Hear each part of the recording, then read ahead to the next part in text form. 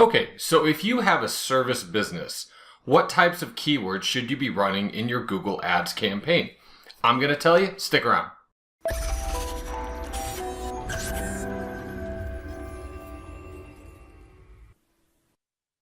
Hi, I'm Mike Mancini with ppcvideotraining.com.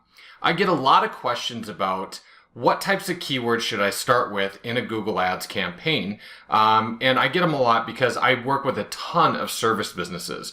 We do a lot of lead generation for these companies. And when I talk about lead generation, I'm talking about people signing up for deals, filling out forms.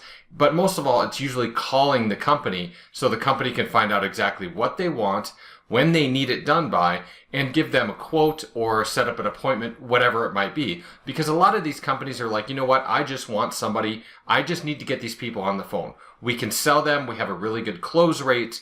That's what we want for our leads. When we build a lot of these campaigns and you know, obviously with these videos and people reach out to us, and a lot of the times they ask us, well, how many keywords should we have? What types of keywords? So on and so forth.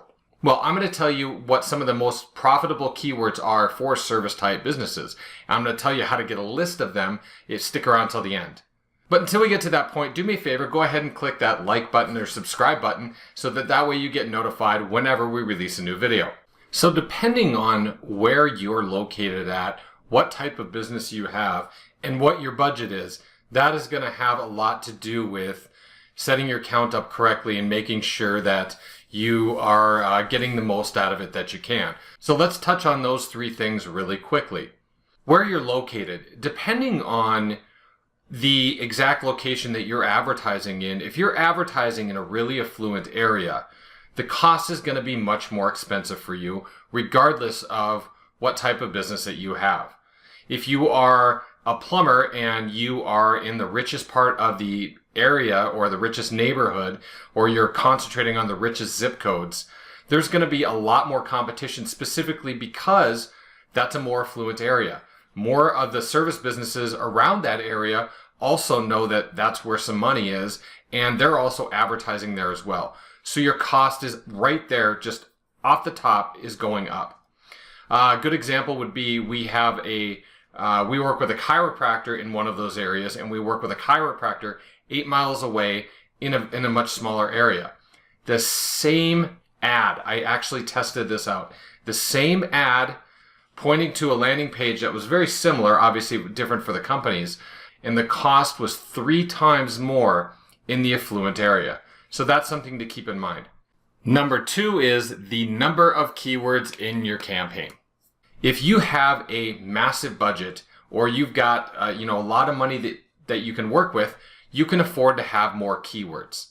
With that said, there needs to be a limit somewhere. We recently started working with a company that came to us and they said, you know what, we're just not getting what we need out of our ads campaign anymore. We'd like you guys to take it over.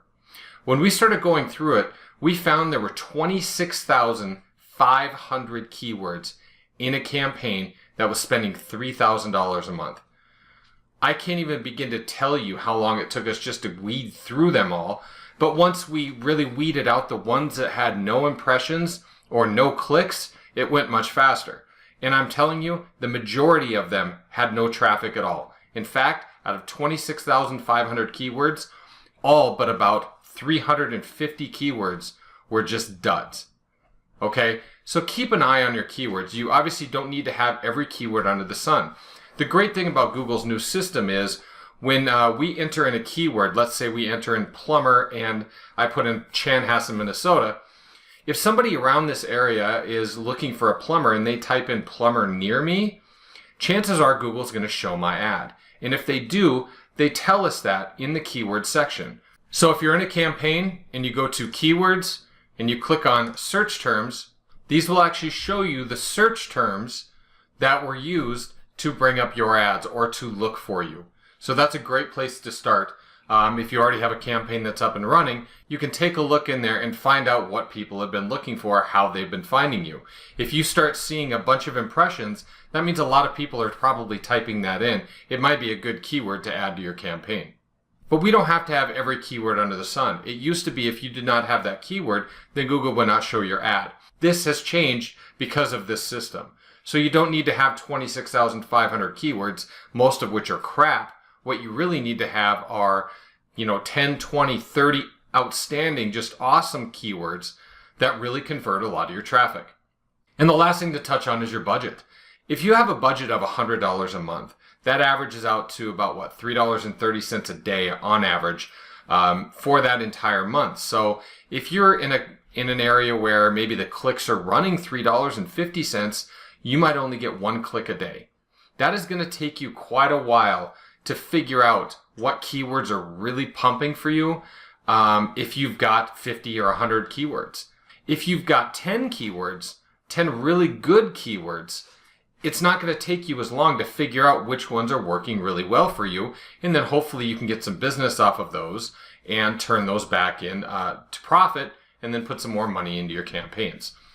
The majority of businesses that I've worked with in the service industry are pretty much minimum $100 per service, okay? Some are $200, some get $300. We've got flooring companies that we work with, and they can profit thousands and thousands of dollars, same thing with roofers, off of literally one sale. But let's just use a $100 price point. If you're going out and you make a $100 profit off your service for each individual call, then you probably need to keep your number of keywords quite low, at least to start out with if you only have a $100 a month budget. If you've got $200 or $300 that you can play with, then you can probably increase your keywords a little bit from there. Nothing is really more frustrating to me than when I get campaigns brought to me that were built by other agencies and a client has maybe a $100 a month budget and they've got like 500 keywords in a campaign. The keywords are running $3 to $5 a click. They're doing their client a huge disservice because it is going to take months or years to get enough statistics to find out which of those keywords are working the best. Their daily budget could be used up in one single click. So therefore, they might only be getting 30 total clicks a month, but you're trying to spread that over 500 keywords. You need to keep a good hold on your keywords. You are just taking too much of your budget, spreading it around to too many keywords, and you're never going to get the statistics you need to make the right changes for that campaign. You will get those stats. It's just going to take you forever. The biggest idea about Google AdWords and optimization is you want to figure out what's working the best, the quickest. That way you take all of your money and you put it right to what's working.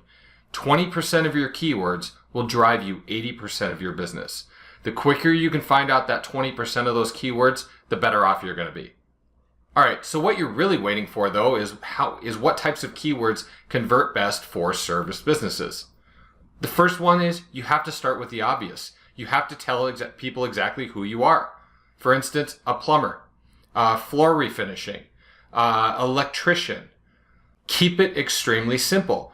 There are a lot of people now that understand Google's giving them what they want. They will go right to Google and just type in plumber. They know that Google's going to serve them up plumbers in their area.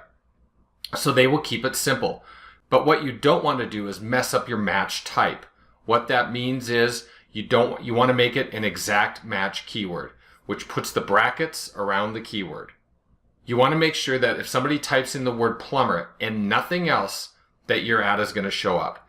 Now, if you just go in and type plumber and you don't have the brackets or the quotes around it, the brackets make it an exact match, meaning that person has to type in just that word and only that word. If you type in the quotes around the keyword, that's called phrase match. What will happen then is if somebody types in ABC plumber, XYZ plumber, or Joe the plumber, because you have the quotes around there, it's saying, you know what, this keyword is in that search, we're going to show the ad. You don't want to do that. And if you just put it in there as what's called a broad match, meaning there's no quotes, there's no brackets around it, you're saying if there's any search that's done that somebody uses the word plumber or a modification of it, so plumbing, plumber, plumbing contractor, ABC plumbing company, there are a million different ways. Your ads are going to blow through your budget in about 2 seconds, okay? So number one keyword, make it be obvious. Plumber, plumbing company, plumbing contractor, plumber near me.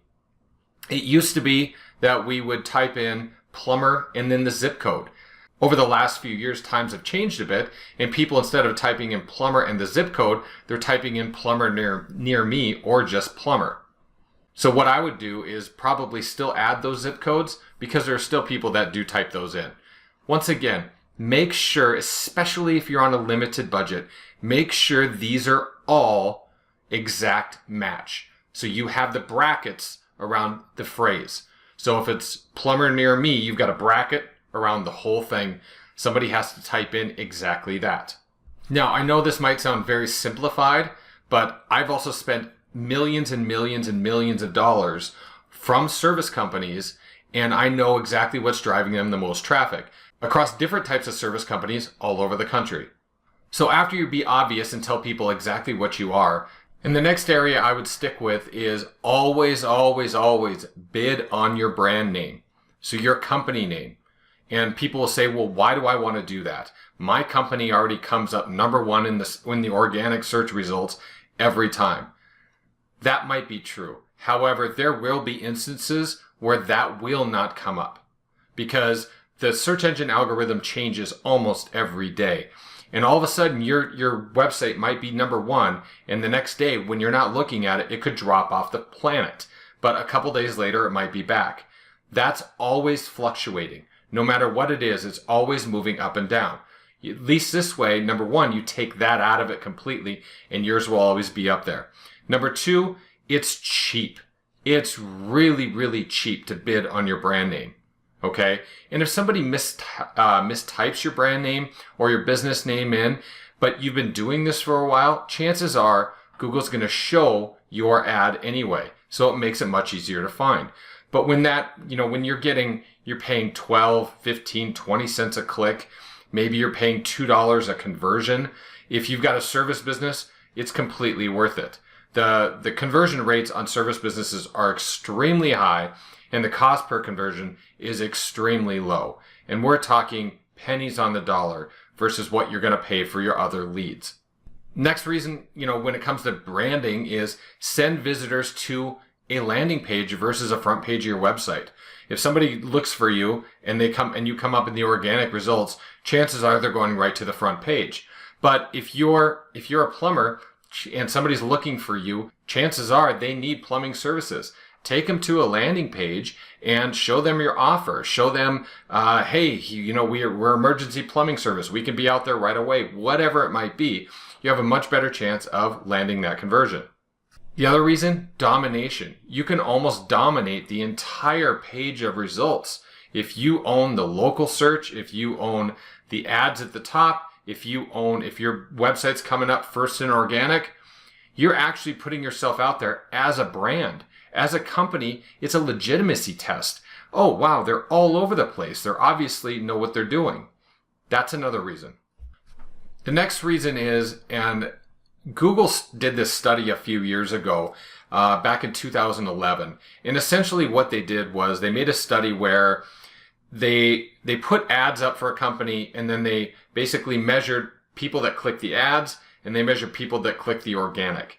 And what it showed was that 89% of the traffic generated by the search ads was not replaced by people clicking the organic listings. So what's happening is people are seeing the ads. Yes, they're clicking them. And if you say, well, if they don't click the ads, they'll go down further and they'll see my listing in the organic results, and they'll click there. This study showed 89% of the people that clicked the ad did not go down and click the search results once the ad was pulled. You are literally talking about more and cheaper traffic. Another reason is make it harder for your competitors. There's a lot of competitors out there that are probably bidding on your brand name, and it's totally legal. As long as they don't use your business name in their ad or in their copy or talk crap about you, it's legal to do. And you can do this to other people. However, a lot of the times now, bidding on competitors' brand names, you might just get a lot of calls for people that are pissed at them because a service person didn't show up. Or if you've got salespeople on staff, you can bid on their brand names, and if they call, you can try and sell them. That can go either way. With that said, what you're doing is if there's competitors bidding on your brand name, you're taking away more of those spots. You're going to come up higher because it is your brand name. You're going to get the clicks that are cheaper, and you're taking that spot away from your competitors. Okay, but enough about the brand names. Let's get to some more service keywords. Some other great keywords are what you do, where you do it. If you're a plumber in Minneapolis, type in Minneapolis plumber as a keyword. If you service 10 areas around you, type in plumber and the area. Type in plumber and the zip code for those areas that you service. You can also use plumbing contractor, floor refinishing, or dentist, or whatever it might be. Take those easy keywords that you did in step 1, the obvious ones, and add your location. Next, expand on your topic a little bit. So if you're a roofing company and you've already gone through and you've got roofing, you've got roofer, you've got roofer Minneapolis. Now go to residential roofing company, residential roofing contractor, commercial roofing company, commercial roofing contractor. And you see what I'm talking about there? Now, every one of these you should be splitting up into their own ad groups. You should not be putting roofing company Minneapolis with commercial roofer Edina. Two totally different sets of keywords. You want to put your keywords, sort them into your ad groups, and make them very tightly knit. So you've got maybe commercial roofing, residential roofing. You've got commercial roofing company, residential roofing company. You get the idea. I might have an ad group of words that I keep a pretty tight leash on, meaning I'm not going to, if I see that it's wasting a ton of money, I'm probably going to stop them really quickly. So these keywords might be something like the best roofing company, or the top roofing company, or best rated roofing company in the Twin Cities. What ends up happening is I see a lot of those keywords where people might be looking for the right company. However, they tend to be a lot of price shoppers. So I kind of keep those and I put them over in another ad group. And like I said, I keep a pretty tight leash on it. If I see they're spending a lot and not converting, then I'll pause them pretty quick. Another one would be to expand on your services. So for instance, I will use a pest control company. We have a lot of pest control companies that we work with, and they might work with, so in Minneapolis in the springtime, ants come out. So we have a couple of campaigns talking literally just about ant pest removal, like ant control, ant removal, ant control companies near me, ant exterminators, ant control companies in my area, whatever it might be. So break down your business by services. If you do automobile repair, start looking at brake jobs, or if you really want to stick with your higher ticket items, transmission repair. Then you might want to do brake repair. Maybe you do alternator repair. You might want to break those down, and we've done this with auto repair companies where we segment them by the service that they're offering. And what will end up happening is you want to start out with probably your higher ticket items. Like transmission repair is a great one. It is a little bit more expensive to advertise on. However, it's one of those that you will get your greatest return on. Now, as I go through all this, the one thing you need to remember is keep your keywords to a manageable number.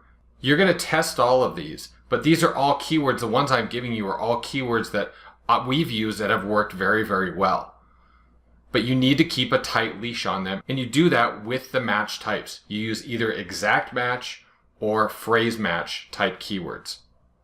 So I don't want to keep you any longer. Really appreciate you sticking with me as long as you did. I told you I'd tell you how to get a list. Down below here in the description area, you'll find a link to the keyword list for service type businesses.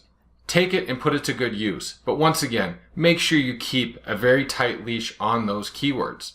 And if you want to hear more about possibly how many keywords you should be using in your Google Ads campaigns, over here on the right-hand side, I believe you're looking at, you should see another video about how many keywords you should be using in your Google Ads. Thanks so much for watching our video. If you enjoyed it, please like and subscribe to our channel, or share it with someone who might find it interesting. Or if you know someone who's in need of Google Ads services, please let us know. We'd love to help. Thanks so much for watching.